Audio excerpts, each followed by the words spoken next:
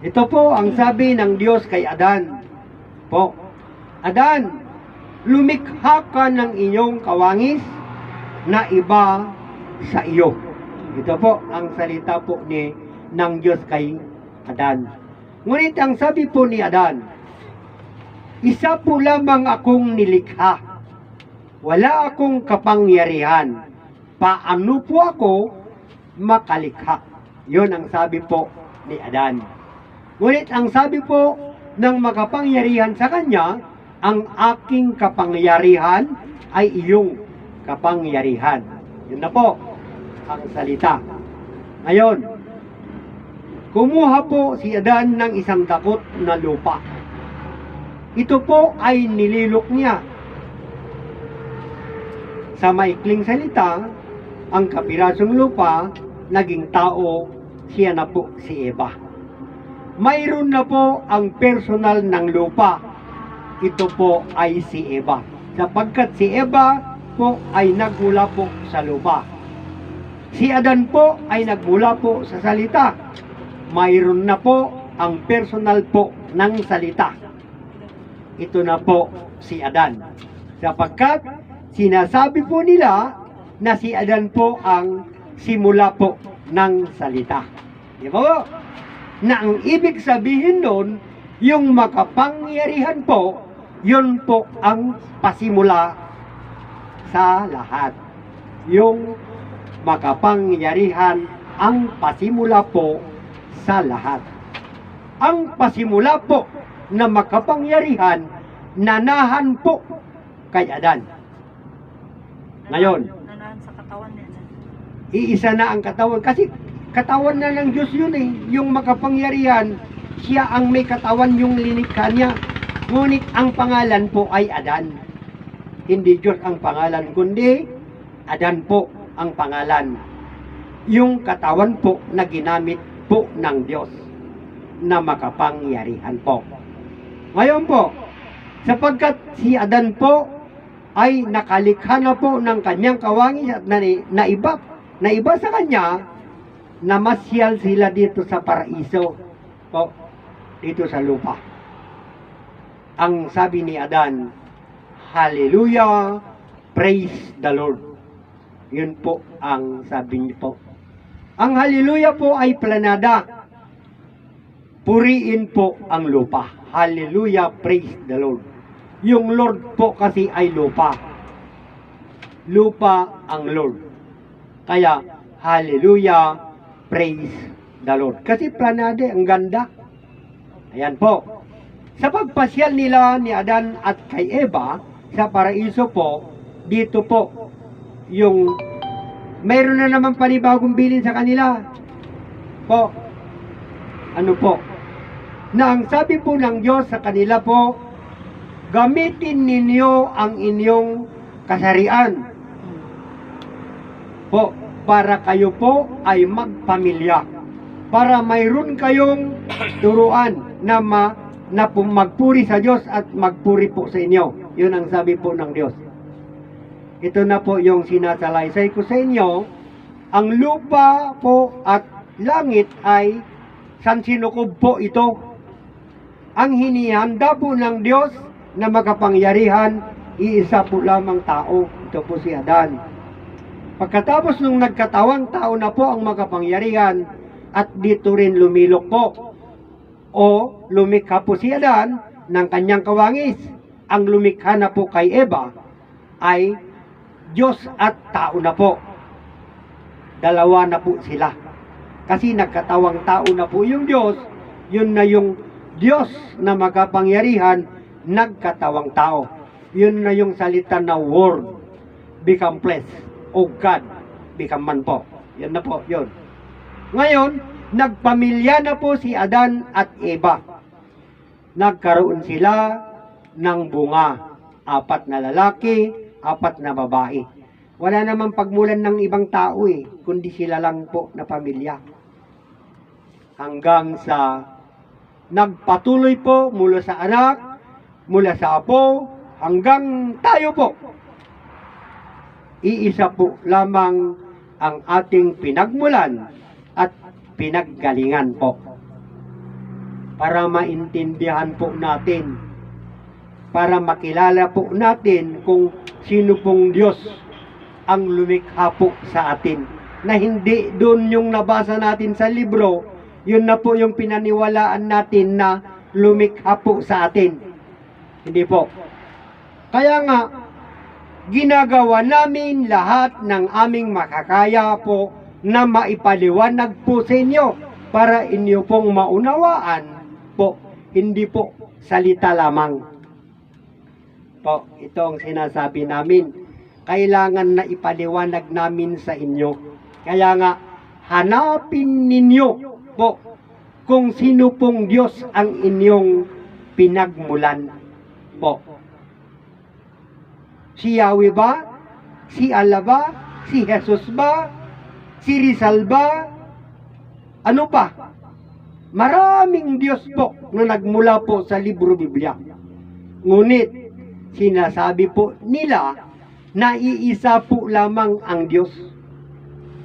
Lahat kayo, lahat tayo. Sinasabi po tayo na iisa po lamang ang Diyos po. Paano ninyo mapapatunayan? Wala sa libro eh. Wala sa libro Biblia eh. Wala. Pero dito sa katuroang ito po, maipapaliwanag po, isa po lamang ang Diyos na lumikha po sa atin. Paano? Po. Isang langit, isang lupa, isa po ang linikha po ng Diyos na tao. Si Adan po lamang. Ngunit, lahat po tayo sa buong mundo ay nagmula po sa pinagmulan o simula at pinanggalingan po. Yung Diyos po ang pasimula. Ang pinanggalingan natin po ay Ama. Tao po yun.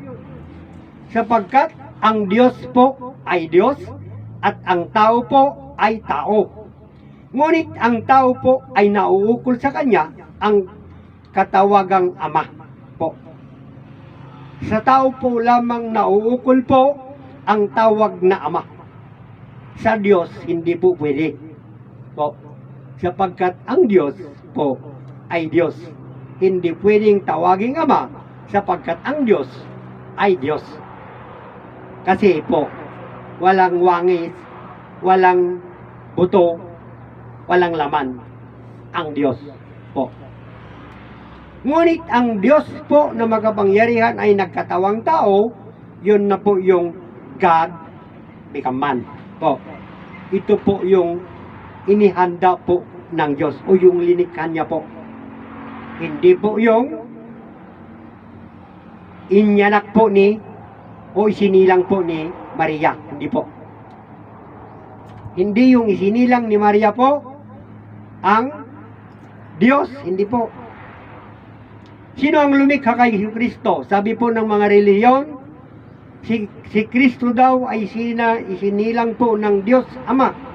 Paano po nagiging Diyos Ama ang tinatawag ninyong Diyos na Ama po? Paano po naging Ama po siya? Dahil siya po ang nagsilang? Hindi po eh. Siyempre, ina po ang nagsilang sa anak, hindi ama. Diba po? Pero hindi po naunawaan yun. Hindi po naintindihan yun na sinasabi po nila na binabasa nila sa libro Biblia po. Totoo po na ang Ama po ang unang manganganak. Tunay po. Ngunit hindi ganun na nanganak tao na. Hindi po. Hindi. Kundi po, ang Ama po ay siya po ang mauna pong manganak kaysa babae. Ngunit ang anak niya po ay tubig. Ngunit yung tubig na yon po ay buhay.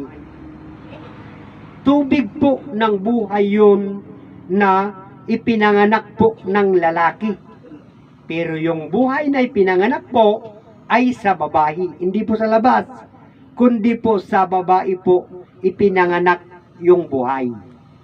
Ngayon, Sa pagtanggap po ng ina o babae, yung binhi po ng buhay na anak, yung lalaki, dito po sila ay nagkonsuelo po. Silang dalawa. Sa pagtanggap niya po sa anak po ng lalaki, yun po ay magkonsuelo silang dalawa po. Kaya natanggap na po niya yung buhay. Kung natanggap ng babae ang buhay, ito na po, yung babae po ay maglilihi na. Sapagkat mayroon ng buhay sa kanyang sinapupunan po. Ano ang pasimula? Sa malahat po ng mga gawaing ito na aking isinasalaysay po sa inyo. Diyos po na nagkatawang tao. Ito po si Adan at si Eva. Nagpamilya po sila. Ngayon po, patutuin ninyo o ipaliwanag ninyo na kayo po ay totoo po na galing po kayo sa alikabok, na inihiningaan po ng Diyos, inaging tao po. Naintindihan po ninyo siguro yung sinabi ko, yung salaysay ko po, kung paano po nag-umpisa ang tao. Di ba po? Diyos po na makapangyarihan naging tao po ang pasimula. Nagpamilya po. Ngayon, ilang bilyon na po ang tao sa buong mundo. Sino po sa inyo ang nakakakilala sa Diyos na pinagmulan ninyo po? Diba? Totoo si Amir Martiniano na wala pa pong nakaalam kung saan po kayo nagmula. Diba po? Ada ka din di makaamok, ada kayo tinagapuanan na. Wala pa. Naming kakabsat, hindi natin kinilala ang pinagmulan natin po. Kaya magpapasalamat po tayo sa katuroang ito na ipinapaliwanag po ang Diyos sa atin, sapagkat ang Diyos po na makapangyarihan, Ama natin. Tayo po ay mga anak po ng Diyos na makapangyarihan, hindi po iglesia.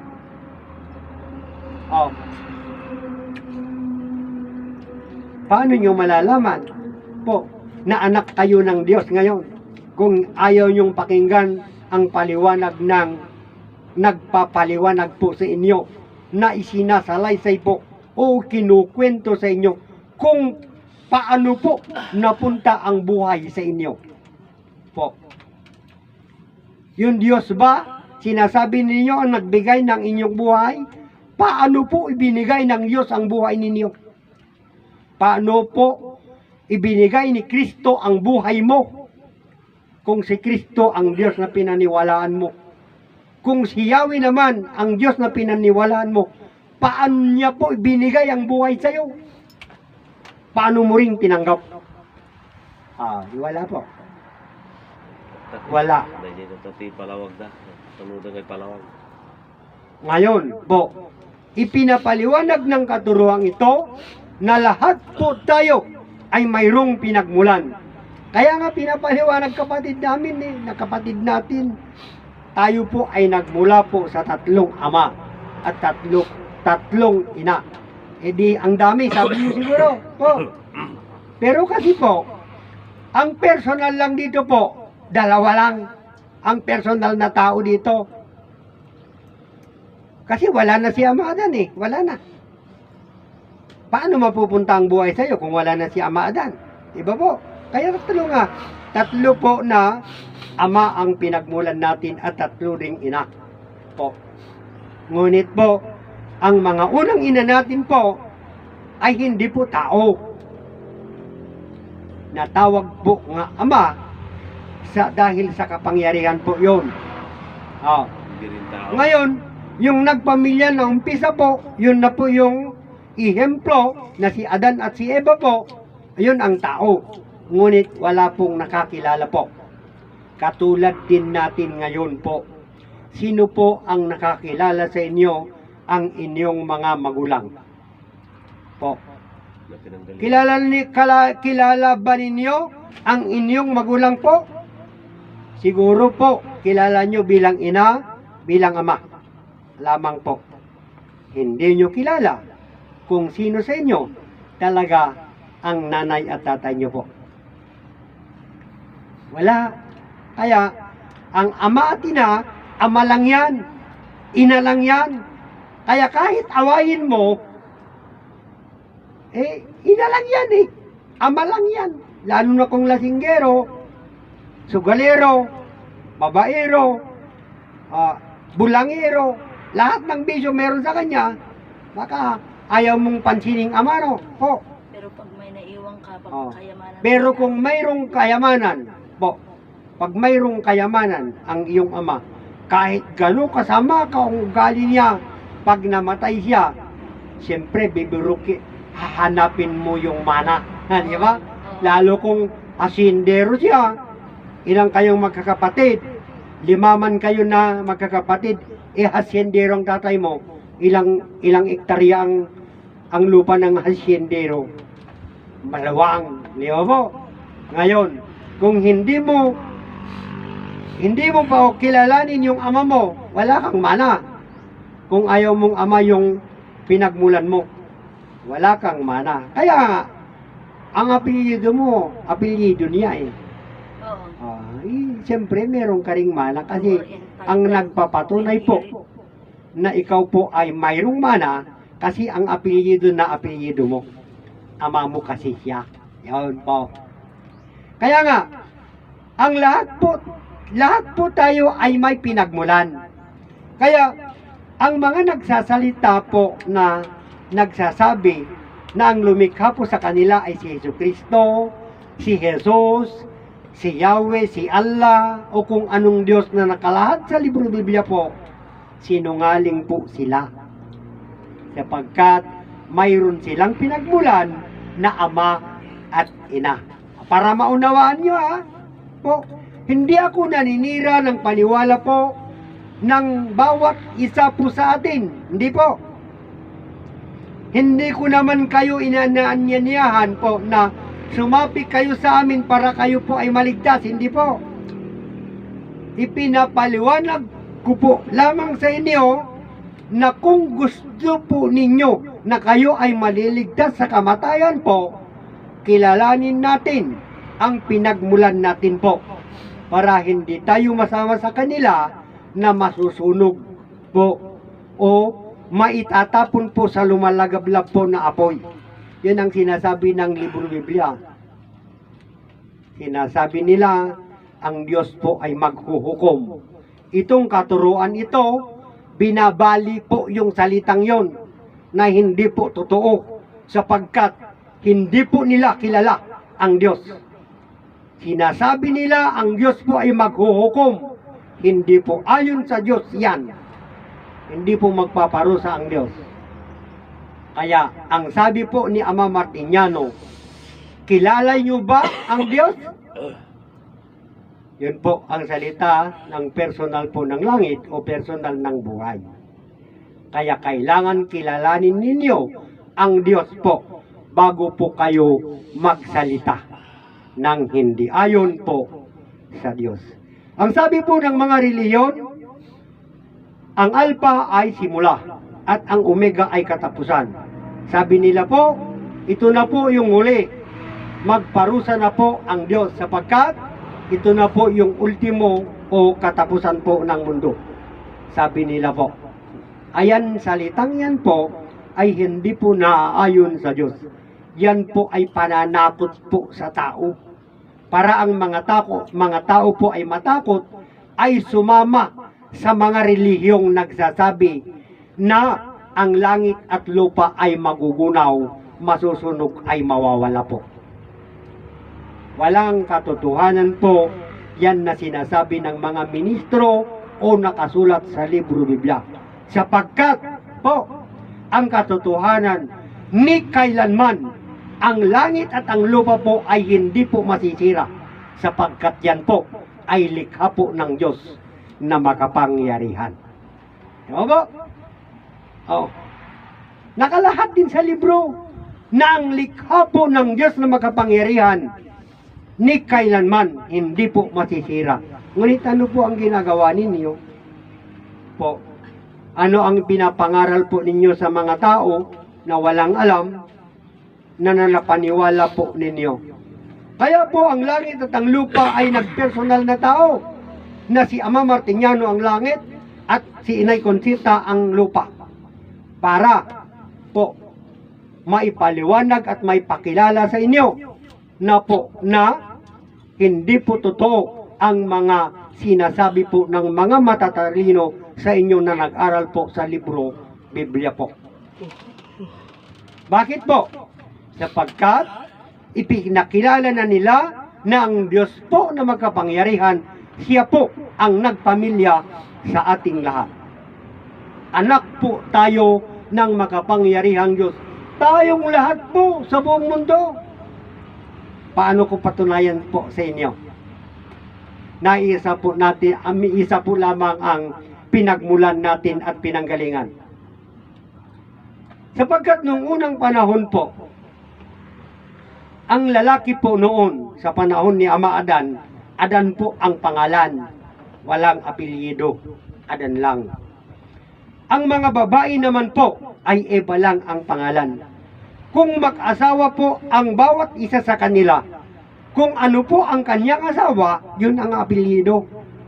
Adan at Eva lang po ang pangalan noon, walang iba. Ayan po ay hindi gusto ng mga matalinong tao. Kaya binago po nila ang mga kagawiang iyan. Kaya gumawa sila ng libro Biblia. Pagkatapos po ng paggawa nila ng libro Biblia, ito na po. Sapagkat si Adan po ang hadlang po sa kanilang mga gawaing lahat na, masama man o mabuti po, hadlang po si Ama Adan ang kanilang mga gawain. Kaya para walang hadlang sa kanila ang kagustuhan nila, ito na po, sirain nila yung si Adan po. Kaya si Adan po ay isinakdal nila. Ang sabi po ng mga anak po ni Adan noon, sapagkat ang namutawi po lamang sa bibig ni Ama Adan ay ang Diyos po. Sapagkat sabi niya, huwag niyong gawin mga anak ang mga iyan, sapagkat hindi po naaayon sa Diyos. Kaya ang sabi po ng mga anak ni Ama Adan, bakit mo kami pagbawalan na gumawa iyan? Ayan naman ay ikinaliligaya namin. Di ba po? Ngunit hindi po ayon sa Diyos. Kaya, ipakita mo sa amin ang Diyos na sinasabi mo para maniwala kami sa inyo. Si Adan po ay hindi na ipakita ang Diyos sapagkat ang Diyos po ay wala pong nakakakita. Walang makakita po yung Diyos na sa atin. Makikita nyo ba ang Diyos po na sa atin? Hindi po. Wala po. Ngunit yung kapangyarihan po, makikita po yung kapangyarihan. Ngunit yung Diyos po na nasa atin, ay hindi po may pakita si Adan, sapagkat ang buhay po ni Adan, yun po yung Diyos na makapangyarihan. Sino ang maniwala kay Adan? Wala. Kaya nga po lahat po tayo na tao dito sa mundo po, kilala ba natin kung sino po ang ama at ina natin? Hindi po.